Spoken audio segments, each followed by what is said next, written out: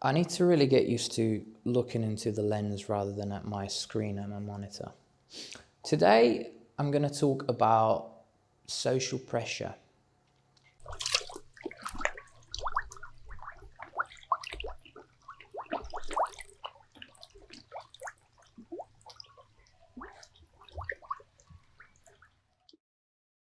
I was reading an article a couple of days ago about, I'm going to make this brief. The premise was that contemporary societies, specifically it was talking about contemporary Chinese society, but I think it could be a lot of societies. There's this idea of people just stuck in a vicious circle of working all the time without necessarily getting anywhere. So, they put, 10, 12 hours of work every day into a job that possibly they don't even like, but it doesn't really bring them any value or it doesn't bring them any happiness. And a thing that goes along with this is the idea of competition, fierce social competition. So students competing against other students to get the best marks, to get the best scholarship. Workers competing against their colleagues, sometimes just for the sake of getting their boss's validation. And the article, of course, begged the question, then why don't people opt out of it? Why don't people choose to walk out of this life that is characterized by just competition for the sake of competition?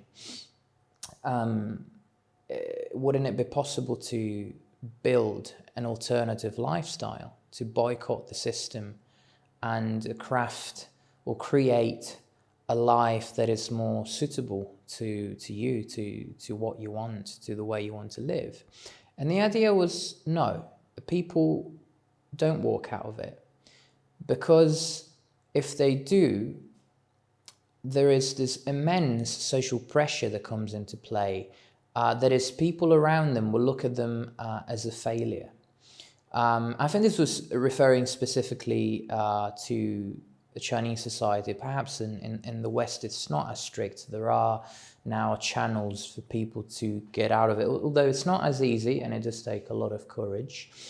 But anyway, the article was saying in China this is all-encompassing. The system engulfs everybody. And if you try and get out of it, you'll be seen as a failure. And so people are saying, I can't get out of it, because if I do, what will my family think of me, my peers, my friends, my parents? And I remember when I was writing my thesis a while ago, I interviewed quite a lot of people about a slightly different topic, but time and again, I would encounter this notion of pressure. I can't live the life I want to live because of pressure. I can't live the life I want to live because I am scared of what people will think of me. I am scared that I will disappoint my family, and so on and so forth. And so here we are. This got me thinking for a while, and I remember writing in my thesis this, roughly it was this idea that for pressure to really work, you need, at the very least, I'm not a physicist, so this is going to be more of a philosophical understanding of pressure rather than a physical understanding of pressure. For pressure to work, you really need at least two parties. You need the party that is exerting pressure, and you need the party on the receiving end, the party that is receptive to pressure. But here's the thing, for you to say that you have any pressure at all, you need to be receptive to it. You need to be susceptible to it. And I think very few people think about it that way. We always complain that, people are giving me pressure. My job is giving me pressure. My boss, my life, whatever problem you have, it's giving me pressure. But here's the thing, let's reduce it, let's break it down into a very basic notion. If I go around trying to dig a fork into something, trying to exert pressure onto a material, it's not so much just about me and how much pressure I'm exerting. It's about the material and how it reacts, and very different materials will react in very different ways, okay? And so perhaps you may think, or we may think, well, the harder the material, the better. It's going to be more resistant. My fridge has just stopped making all that awful noise, by the way. So the harder the material, the better, which is why perhaps sometimes we try and build this shell for ourselves. We try and build an armor. And I'm talking about things that we all know very well. This idea, oh, you know, that doesn't work. Because the harder you are, the more easily you're going to break. And so there comes into play this other notion. And here I'm going to quote Bruce Lee in all of his wisdom. There's a talk online. It's an interview, but I think it might have taken, I think it's like lines from one of his films. I'm not sure. And the anyway, the quote is as follows. It says, I'm paraphrasing, if you take water and put it into a cup, it becomes the cup. If you take water and put it into a bottle, it becomes the bottle. If you put it into a teacup, it becomes the teacup. Now, water can crash or it can flow. So be formless, shapeless, be water. Ego's more like, be water, my friend. That's my impression of Bruce Lee. Now, water can crash. No, water can flow or it can crash. Be water, my friend. It's a horrible impression of Bruce Lee. So here we have the notion of being formless. A very common symbol, I think, of Eastern philosophies is bamboo. Bamboo is seen as a symbol of resilience, precisely because it's so flexible. So when the wind blows, it moves along with the wind and it doesn't break. So what is the meaning behind it? You could say, well, I'm going to try and be flexible, which means what, really? You can wake up one morning and you can tell yourself, oh, I'm going to be flexible, these are all very fascinating theoretical notions, okay? If you turn it into a belief, it may give you some comfort, but it's not going to save you and it's not going to change your life.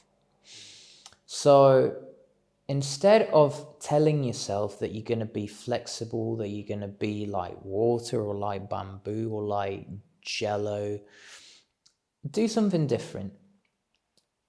Try and be nothing at all. And when I say try, I don't mean, try, strive hard. I mean, discover the fact that you are nothing. And that sounds very scary. What do you mean I'm nothing? Well, I'll tell you.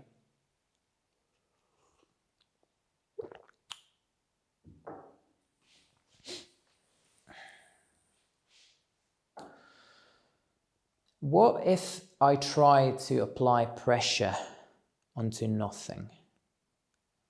How can you apply pressure onto nothing? How can you break nothing? Nothing is nothing, right? But you may say, well, I am definitely something. I'm a person. I have feelings. I have thoughts. I'm definitely not nothing. Well, here's the thing. A lot of religious, spiritual doctrines or philosophical doctrines like Buddhism, I think it's Hinduism maybe. I'm not an expert of these things, so it doesn't matter. But the idea quite often in a lot of spiritual teachings is that there's a thing called the self or the ego. And this is actually a fictitious identity that we have constructed for ourselves. It doesn't exist. It's a figment of your imagination.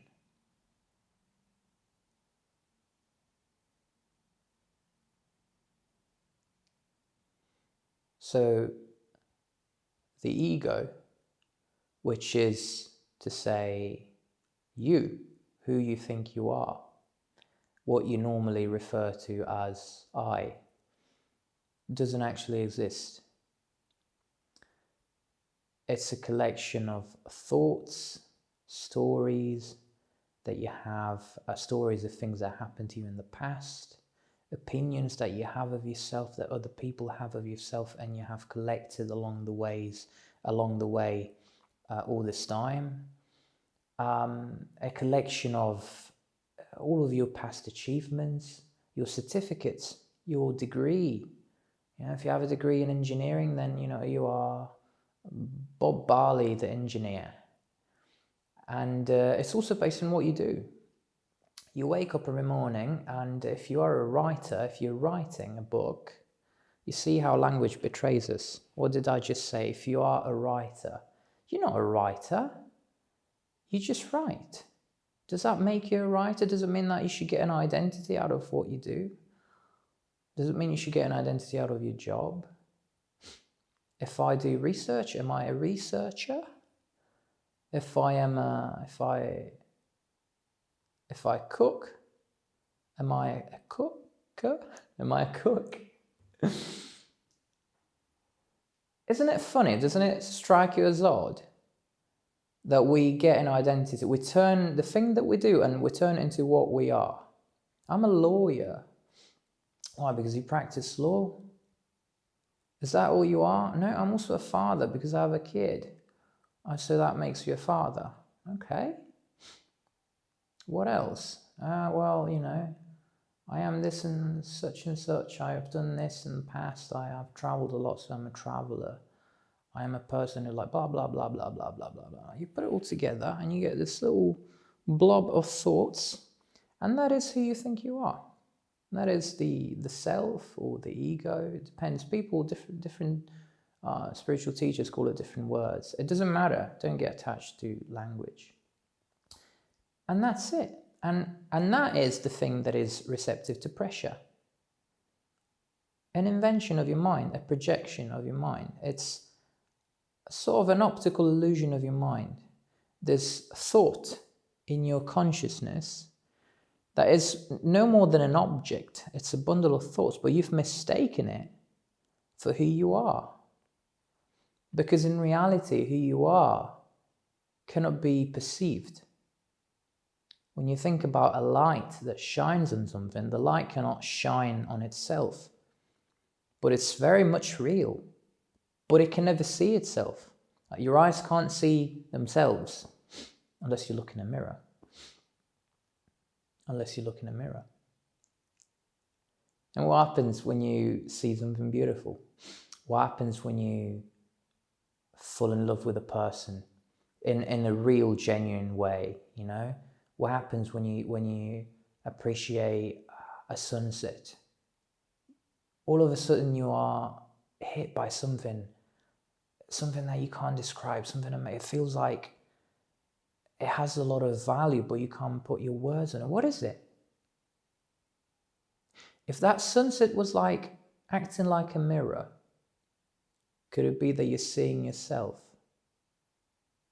Could it be that that is the only time for most people in which they see themselves? I remember I was reading a book I really liked. I didn't finish it, but I did like it.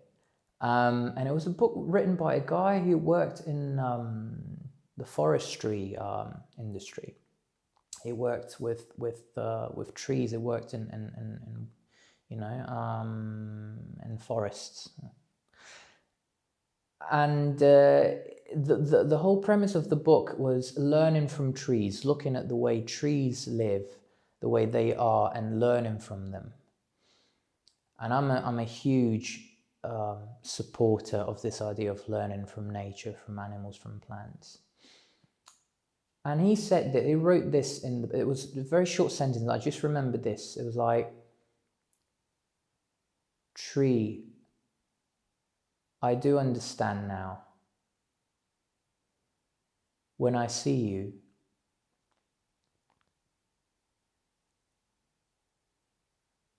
I see myself.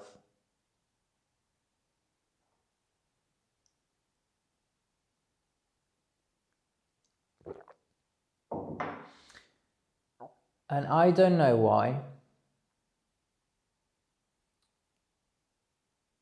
but to this day, whenever I even think of this sentence, of this statement, it moves me beyond words. So why?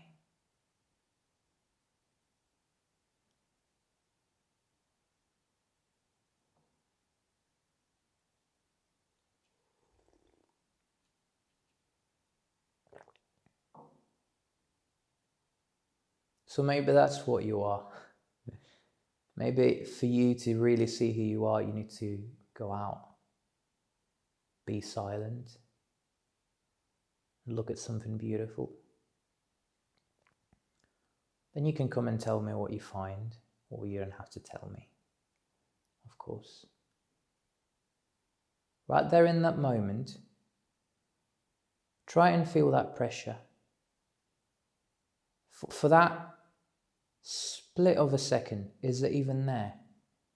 Does it matter? Does anything at all in the world matter other than that very moment?